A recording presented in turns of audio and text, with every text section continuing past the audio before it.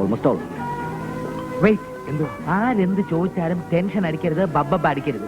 നമ്മൾ എല്ലാവരും ക്ഷണിക്കപ്പെട്ടവർ തന്നെയാണ്. മൊത്തത്തിൽ നല്ല സ്റ്റൈലായിരിക്കണം. Okay okay.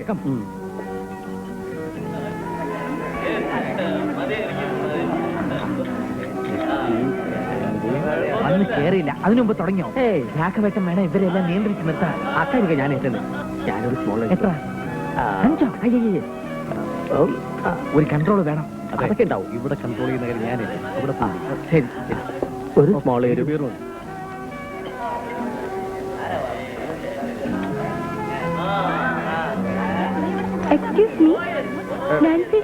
ഞാൻ കോട്ടനങ്ങളുടെ പെങ്ങളുടെ മകളാ. അല്ല, മകൻ. കട്ടപ്പനയിലുള്ള? അതെ അതെ, കട്ടപ്പനയുള്ള. മമ്മി, മോനാ.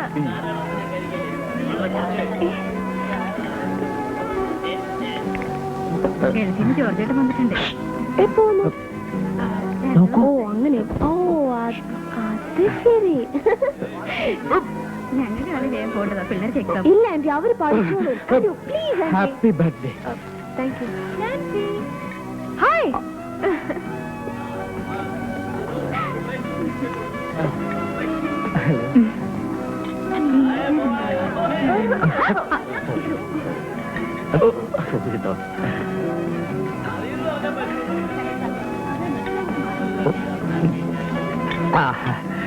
ഇതാരാന്ന് മനസ്സിലായോ? കാൽട്ടൺ കൊക്കോകോളയുടെ മരുമകൻ ഗോൾഡ് സ്പോട്ട് ലഷ്കർ പ്രഭുവാണ്. ഈ Wednesday, Friday, Sunday, Monday, birthday എല്ലാ ദിവസവും എനിക്ക് ജോലിയുടെയാ. മനസ്സിലായോ? fill in the blank, answer the following question. മനസ്സിലായോ? Go man, please give me 2 bags.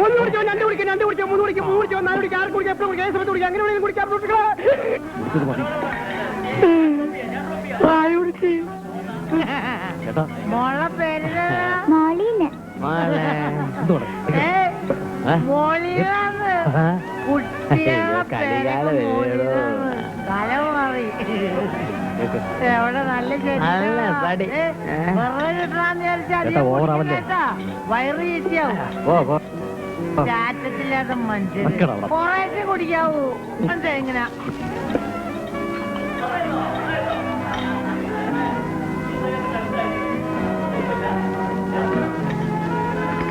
നാളെ വരാം. ഇല്ല 3 പേപ്പർ സൈൻ ചെയ്യാനുണ്ട്. ഇപ്പൊ എന്തിനാ മാറ്റിച്ച? നാളെ പോരെ? ഇത് അത് രാവിലെ വേണം. രജിസ്ട്രേഷൻ 10 മണിക്കാണ്. It's an urgent case. ലോകത്തിലൊന്നും മരുന്ന് വിളിക്കുന്ന മനുഷ്യനാണ് ഞാൻ.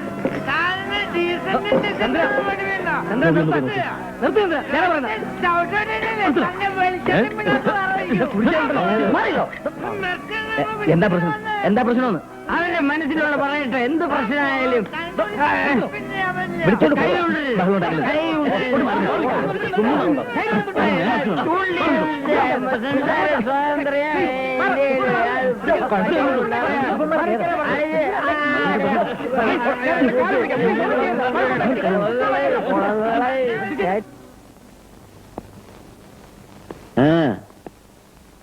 എങ്ങനെയാടാ നീയൊക്കെ കാൾട്ടൺ നിക്കോളാസിന്റെ വീട്ടിലെത്തിയത്?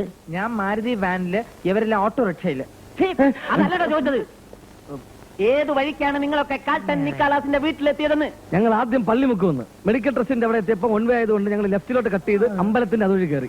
ശങ്കർ കച്ചേരിപ്പടി വഴി വന്ന് കലൂര് വഴി നേരെ പാലാരി ഏതാണെന്നാ ചോദിച്ചത്? വഴി ചോദിച്ചു ഞങ്ങളെ വഴി ഏതാക്കരുത്.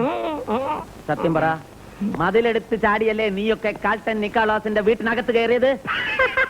അവിടെ മതിലില്ല. മതിലവിടെ ഉണ്ട്. മതിലില്ലടാ. ഇല്ല. തല്ലല്ലേ മോനെ, അവര് പാവത്തിങ്ങളാ മാനെ. അല്ല മോനെ, ഇത്ര മര്യാദയുള്ള ഒരു പിള്ളേരെ ഈ എറണാകുളം പട്ടണത്തിൽ കണ്ടുകൂട്ടാൻ ബുദ്ധിമുട്ടാ. പാവങ്ങളാ, വേറും പാവത്തിങ്ങളാ. ഇതാ മോനെ ജാമ്യോപേക്ഷ. കയ്യക്ഷര മോശ, ഉപേക്ഷിക്കല്ലേ. നിങ്ങൾ ഇവരുടെ ആരാ? ഉടമക്കാരത്തി മനസ്സിലായില്ലേ? ഇവര് താമസിക്കുന്ന സ്ഥലത്തിന്റെ ഉടമക്കാരി ഞാനാണ്. ഈ സാറിന്റെ നോട്ടം കണ്ടു കഴിഞ്ഞാ എനിക്ക് വരെ നാണാവും. അപ്പൊ പിന്നെ കൊച്ചു പിള്ളേരാരും പറയാനില്ല. സുരേഷ് ഗോപിനെ പോലെ ഉണ്ട്, ഒരു തോക്കിന്റെ കുറവുള്ളൂ. ഒരങ്ങൻ ഇവരെ വിടാം, പക്ഷേ നിങ്ങൾ ഇവിടെ നിൽക്കേണ്ടി വരും. എനിക്ക് ചില കാര്യങ്ങൾ അറിയാനുണ്ട്. ഞാൻ നിൽക്കണോണ്ട് വലിയ പ്രയോജനമൊന്നുമില്ല, എന്നാലും നിൽക്കാം. അല്ലെങ്കിൽ നിങ്ങൾ പോ, മേലിലൊന്നും ആവർത്തിക്കരുത്.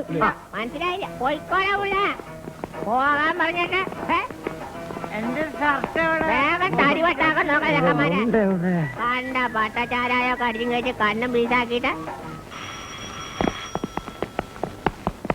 നിങ്ങൾ ആരും ഇന്ന് നൈറ്റ് ഡ്യൂട്ടിക്ക് വേണ്ട. ഇവിടത്തെ കാര്യങ്ങളൊക്കെ ഞാൻ മാനേജ് ചെയ്തോളാം. വളരെ ഉപകാരം സാർ. ഈ ഉപകാരം ഞങ്ങൾ ഒരിക്കലും മറക്കില്ല സാർ. ഞാൻ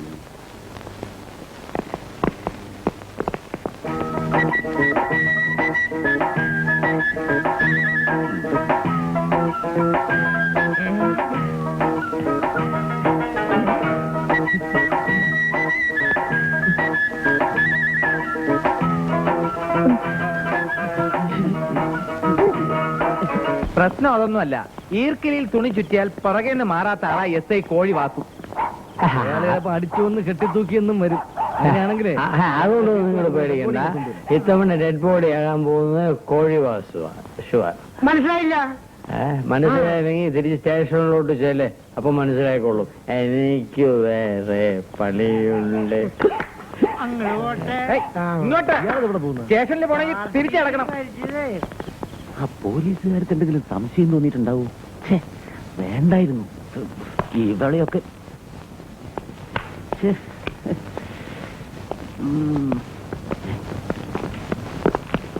താത്ത എവിടെ സാർ? എവിടെ? ദാ കിടക്കുന്നു നിന്റെ താത്ത. താത്തയ്ക്ക് എന്ത് പറ്റി സാർ?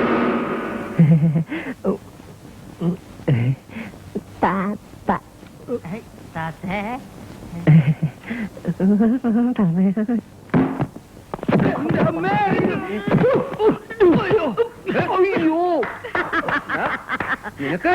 നിന്നൊക്കെ ഞാൻ ഇന്ന് അപ്പൊ അവിടുത്തെ അറിയല്ലേ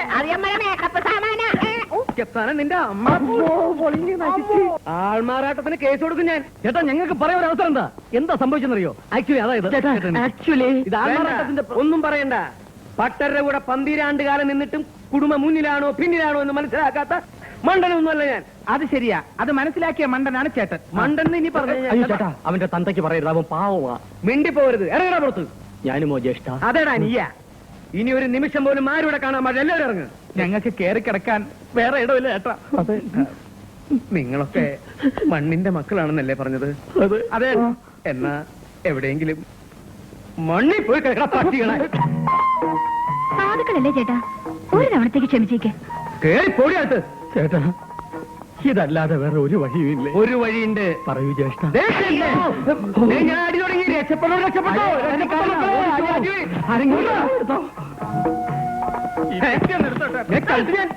മന്ത്രവാദത്തിന് ശക്തി ഉണ്ടടി ശാന്തേ. ഇനി എന്തൊരു വഴി? പെരുവഴി. തമാശ.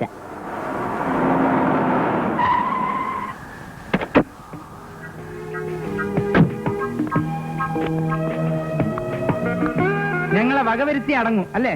അതിനെ കുറിച്ച് സംസാരിക്കാനാ ഞാൻ വന്നത്. എന്ത് വകവരുത്തുന്നതിനെ കുറിച്ചോ? അയ്യോ, അതല്ല. പിന്നെ ബർത്ത്ഡേയുടെ അന്നുണ്ടായ പ്രശ്നങ്ങളെ കുറിച്ച്.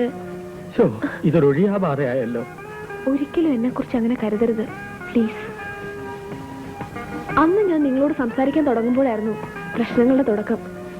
നിങ്ങളൊന്ന് ആലോചിച്ച് നോക്കിയേ, പ്രശ്നങ്ങൾ നിങ്ങളുടെ ഭാഗത്തുനിന്നല്ലായിരുന്നോ? പ്രശ്നം നിങ്ങൾ കുപ്പിയിലാക്കി തന്നു, ഞങ്ങൾ അത് പ്രവൃത്തിയിലാക്കി തിരിച്ചു തന്നു, അത്രേ ഉള്ളൂ. നിങ്ങൾക്കറിയോ, ഒരുപാട് പ്രശ്നങ്ങളുടെ നടുവിലാണ് ഞാൻ. അതിൽ നിന്ന് കൊളിച്ചോടാൻ വേണ്ടി പല വേഷങ്ങളും ഞാൻ നിങ്ങളുടെ മുമ്പിൽ കെട്ടിയിട്ടുണ്ട്. വിശ്വസിച്ചാലും ഇല്ലെങ്കിലും ശരി, പരിചയപ്പെട്ട ആ നിമിഷം തന്നെ നിങ്ങളെല്ലാരും എന്റെ സുഹൃത്തുക്കളായി കഴിഞ്ഞിരുന്നു. ആ ഒരു സ്വാതന്ത്ര്യം എടുത്തിട്ടാണ് ഇപ്പൊ ഞാൻ നിങ്ങളുടെ മുമ്പിൽ വന്നിരിക്കുന്നത്. വിരോധം ഇല്ലെങ്കിൽ കുറച്ച് സമയം എനിക്ക് തരാമോ?